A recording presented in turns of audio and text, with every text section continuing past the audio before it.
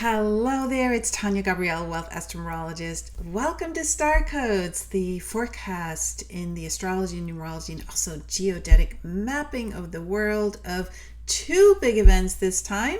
Mercury retrograding in Leo and the new moon in Leo. It's a big Leo episode with some Aquarius thrown in and tons of planets to look at, as well as the mapping of Mercury retrograde in Leo and the Leo new moon. They're very close together on the geodetic map, so we'll be taking a look at that as well.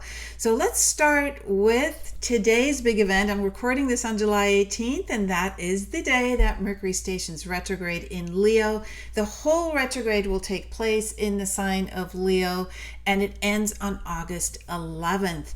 Now, the retrograde begins on a really fortunate number, 15 degrees Leo. Leo, of course, is the royal sign. It's ruled by the sun, our light giver, and 15 is the number of the spiritual alchemist, and it represents love, magic, uplifting others through joy. It's just one of those absolutely magical numbers, and so it bodes very, very well that Mercury starts its retrograde on that degree. Plus, Mercury only makes one aspect, and that is to Venus, and it's a fortunate, harmonious aspect. It's a sextile, and Venus happens to be emphasizing the same keywords as the number 15. Venus also is about love and alchemy in a sense of pleasure and harmony coming together with beauty. And so Venus sextile Mercury brings a lot of blessings as well. So that bodes well for the Mercury retrograde. A lot of artistry and creativity is being activated, and that creative inspiration is going to give your life a new sense of meaning.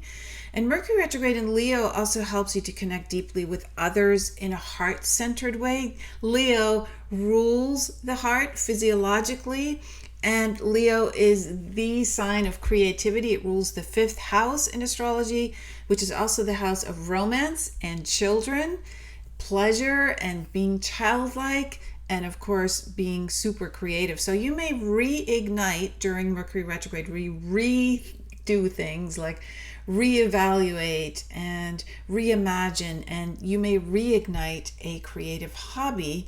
You certainly will have your passions intensified, so that means your conversations will not only go more deeply because of the retrograde of Mercury, but also be more passionate and focused on pleasure and all those. It almost will be like romancing your conversations, making them more entertaining.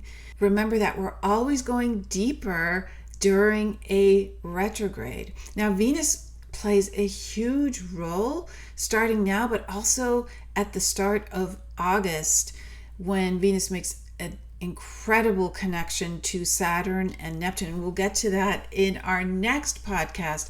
So this beautiful connection of Venus to Mercury retrograde in Leo really prepares us for a deeply profound Venus experience early next month. Now let's move to the new moon in Leo.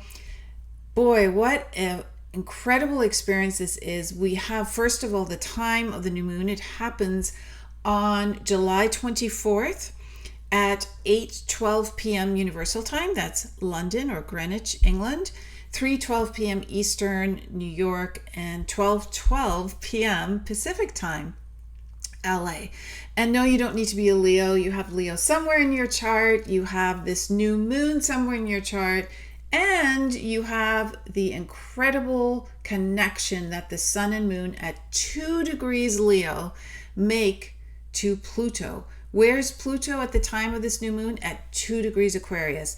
And Aquarius and Leo are opposite each other. That means that there's an exact opposition of this new moon in Leo to Pluto in Aquarius, which is absolutely major because all Pluto does is transform and purge and bring things out into the open, the truths that we haven't seen, in order to empower us, in order to let us release what's no longer helping us, and thereby give us this surge of energy, passion, especially this emotional passion. Pluto rules Scorpio, an emotional water sign. So there's a lot of intensification of energy, especially your feelings. And you want to be sure to stay in control of how you respond to anything in your life around this new moon, especially if there are topics that trigger you. So take a lot of deep breaths, get grounded outside, put your feet on the ground, on the grass, on the sand, on the earth, hug a tree or sit on the ground, lie on the ground, and basically take in nature, take in daylight, take in the sun. Also, being alone can be very, very helpful at this time because your soul can feel much more connected when you can hear your true voice. And when there's a lot of noise, remember the Mercury retrograde with Venus is asking you to listen more closely to sound. When there is cacophony around you, just a lot of chaotic sounds and it doesn't even have to be many sounds from many sources. It can literally be something you are watching that causes cacophony. So when your soul is alone, when you feel alone, your soul can find its true voice, and your heart and mind then can paint beauty and can paint with wisdom and with inspiration and with boldness, which Pluto also governs. Pluto is the planet of power. So it really invigorates you and allows you to feel more bold. So in that solitude, you can explore secrets of the universe and you can be undistracted by the outside noise or the noise of others. Now, Pluto is in Aquarius at 2 degrees, so it sets off a 222 code that really ties into oppositional energy, Pluto opposite the new moon, because 2 and the opposition are about two sides of the coin that we are meant to harmonize. And remember that Aquarius is the water bearer, and it is the water bearer of wisdom. So Aquarius is known for its progressive thinking, its humanitarian ideals, its innovative nature, breakthroughs, inventions, moving into the future. And so research is favored as well. So books can become your best friend around this time, especially if you need something of sustenance and maybe people and friends around you are not available or not up to the energy that you're seeking. And also when you tune into a book, especially when you go outside, so you combine nature and the stars and the book and the meditation, you really discover who you are and what you're here to do. You remember that you are a sovereign being of light and that you only are beholden to yourself. And this is such a glorious way to live. It really lights up your symphony, your song. And it's far more healthy and healing to address this on your own if there's pain, if there's unhappiness, if there's anything that you're moving through, than to share this deep experience with anyone who does not match you energetically, who's not in sync with you. So again, this opposition, this 222 activation does bring harmony, and especially in this case with Pluto and the moon and the sun, it's when you share your feelings internally or with someone who truly resonates, which then is the two people that the number 2 can represent. So the moon opposite Pluto is asking you really to open up your heart. What you want to do is connect, if you do, with others who are compassionate, who are empowering, who are wise, who uplift you. And in the end, remember that only you can make the changes that you are seeking, and only you can create and feel free, which are the mottos of Leo, creation, and freedom, Aquarius. So this will help you to release stuck emotional imprints. And one way to do that, of course, is to channel your feelings into something that is really allowing you to pour your heart and soul into something creative. Now, in other transits, the sun and moon are also sextile to Uranus, and Uranus is the ruler of Aquarius, so this is very important. This helps you alleviate some of the intensity with the Pluto opposition. So you want to be very, very open with this beautiful sextile to Uranus to unusual ideas, out-of-the-box thinking, being politically incorrect, following your instincts, taking risks, taking on opportunities that come your way, and being very inventive about how you structure your life. There are a lot of aha moments that can come to the surface with this sextile to the sun and moon. You just want to be open to the unusual experiences, unusual people, unusual ideas, unusual locations. Sun and moon are also trying to Saturn. That helps you take your feelings seriously, take full responsibility for your well-being. And the new moon is trying to Neptune, and that magnifies your psychic abilities and intensifies your dreams. You have an urge really to be there for others. It's a really deep connection of unconditional love, affection, sensitivity. And you also can forgive more easily. That's also because Pluto, the big opposition between Pluto and the new moon, helps you release and purge. So you're here to really realize your dreams, especially when you are being of service to others. And that's what the message is. Neptune also governs spiritual matters, like your spiritual origins, your spiritual DNA. So now let's place those lines for the new moon in Leo and Mercury retrograde in Leo onto the world map using geodetic mapping. This is an ancient astrology mapping device that is used for mundane events, which are world events, but can also be used for personal astrocartography as well. It actually differs from the astrocartography that you know. So let's just be clear, geodetic mapping is not the same as astrocartography, but it is an incredibly accurate way to do forecasts and also to look at past events that have transpired in the world. So let's get started. First of all, the Leo new moon and Mercury retrograde in Leo, so they're both in the same area here. They are the descendant lines. So we are moving them through, let's see, the Mercury retrograde is started approximately here, and by the new moon on the 24th of July, it's moved this way. So the Mercury retrograde is in this area, northwestern US, and then the middle of California and moving across that way. And this is the important part. Look at the sun and moon line, and then look at the Pluto line. So Pluto is opposite the sun and moon, so they're together, these lines. And you can see that is a very intense opposition. It's going over Seattle and just west of Portland, but it's impacting this whole area here and also northwestern Canada. We can see it's pretty far away from Calgary, but also it is close to Vancouver.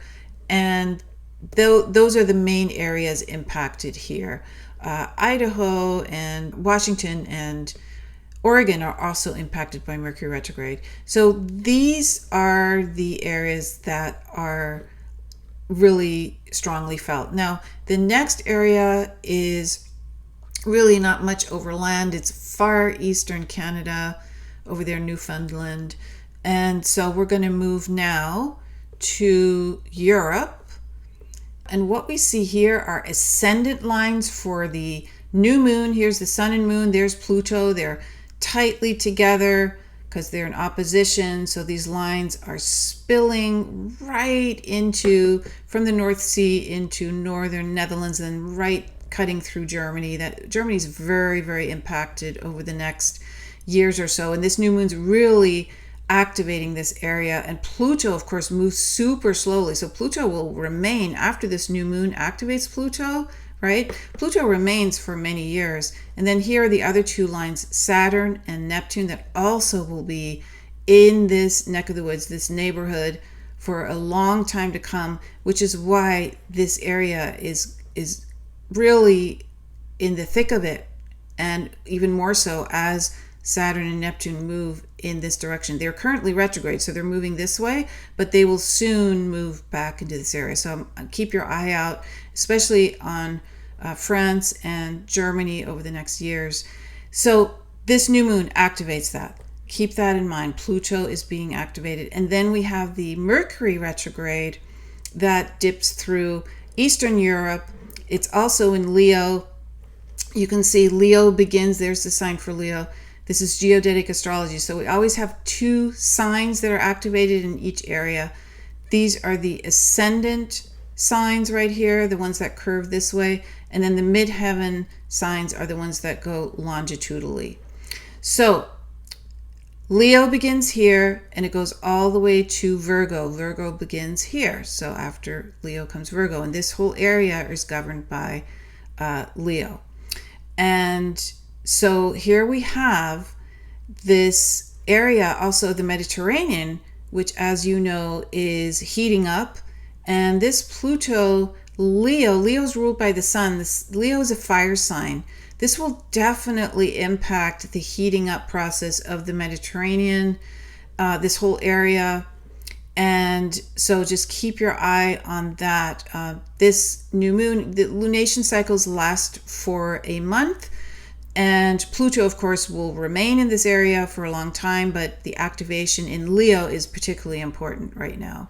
So then we're going to move to this area of the map. Now we have the mid-heaven lines, and I'm going to pan out a little bit here so you can see.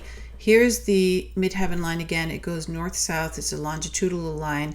This is sun and moon and Pluto as well. See, Pluto is the non-dotted line. The sun and moon is the dotted. These are orange colored. And then Mercury is right here. There's the pink line. So Mercury is in a little bit later in Leo.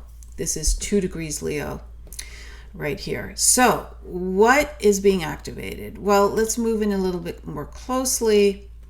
We see that certainly parts of China and Philippines and Indonesia and Australia are impacted. Now in Australia, it's not really a populated area at all.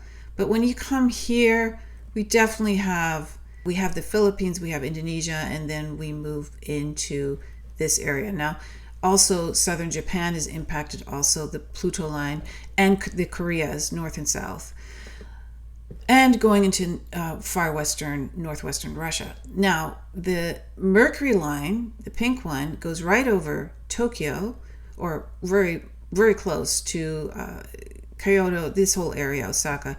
And so Japan's very much impacted as well. Here you see Virgo, and here you see Leo. So this is the area that we're looking at, that's Leo, and in particularly early Leo would be this area and going south. So we have, and this is the midheaven line. This is again this very powerful area. It is activating the Pacific as well. Remember, Leo is a fire sign. Pluto is incredibly powerful. So we want to watch this area for the rest of July for sure, as these activations happen towards the last part of the month as well, with the new moon on the 24th of July. Now, for all of these incredible transits between Pluto opposite the sun and moon, the Mercury retrograde in Leo, the connection to Uranus, to Saturn, to Neptune, which are all at the beginning of signs. Remember, they all entered new signs in the last few months together. You can look to Astro-Numerology and understand the blueprints for yourself and for helping others. It really helps you to bond on that level and to bond with your loved ones, to bond with your friends, and to do so in a tender and caring and wise way. And so it's really an incredible time to discover your birth promise, your Astro-Numerology birth code, which describes your career, your purpose, your destiny, how you express your gifts, how to live a most fulfilled life. And to discover your divine blueprint, I've created a free masterclass at starcodeclass.com. And so you'll learn about your birthday, your birth certificate name, the astrology, how it ties into degree numbers, and you'll also learn to guide others because you will also know their birth promise, their gifts, their destiny and dreams. So it connects you to them as well. And most importantly, you can easily uncover the secrets in your own personal star code. So enjoy that. It's free. Go to starcodeclass.com. It's my gift to you. It's instant access. And have an incredible week of Leo energy. Use it wisely. Go out, enjoy the sun, which rules Leo, and have a magnificent week. Lots of love.